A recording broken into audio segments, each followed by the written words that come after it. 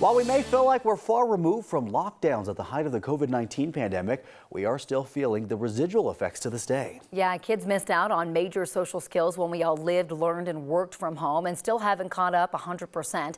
Anusha Roy joins us now. And Anusha, a child psychologist, walked you through what to watch out for. Yeah, the good news here is that we've actually seen a lot of makeup in the last couple of years, but child psychologist Dr. Jody Thomas said it's really important for parents at this point to recognize where kids are still learning so you're not getting frustrated about it. So here's what we're still seeing even all of this time after lockdown was lifted.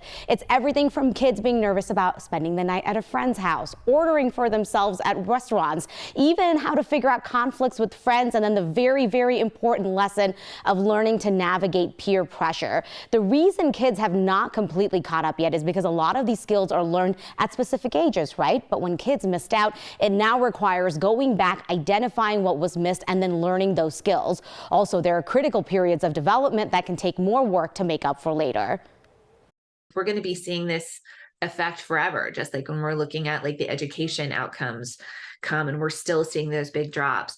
It's really going to be being able to see, we had this bizarro social experiment happen where we're like, what happens when we take a second grader and not give them social contact for a year? What happens when we do that with a 14-year-old? What happens to adults? And so I think, honestly, I think we're going to catch up. I think things are going to go better and better, but we're going to see the impact of this.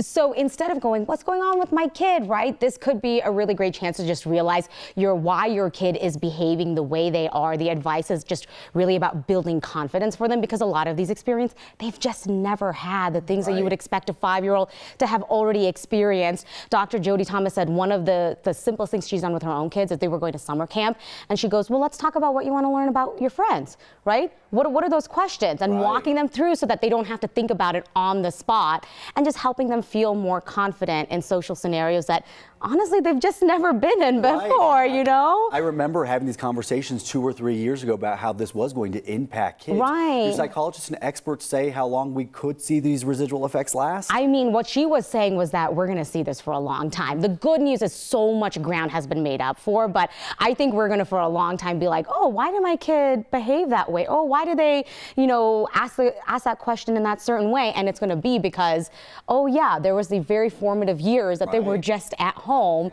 and it takes time to unravel that. I think it's not just kids too. I mean, even adults, right? Like there was a period of time where you would go into a grocery store and no one would like look at each other. You didn't know how to interact with people. Like it was just so weird. And so it takes time to get back into the swing of things. I think people are still sometimes more comfortable online than in person, and that takes time to undo. Absolutely. All right, Anusha, thank you.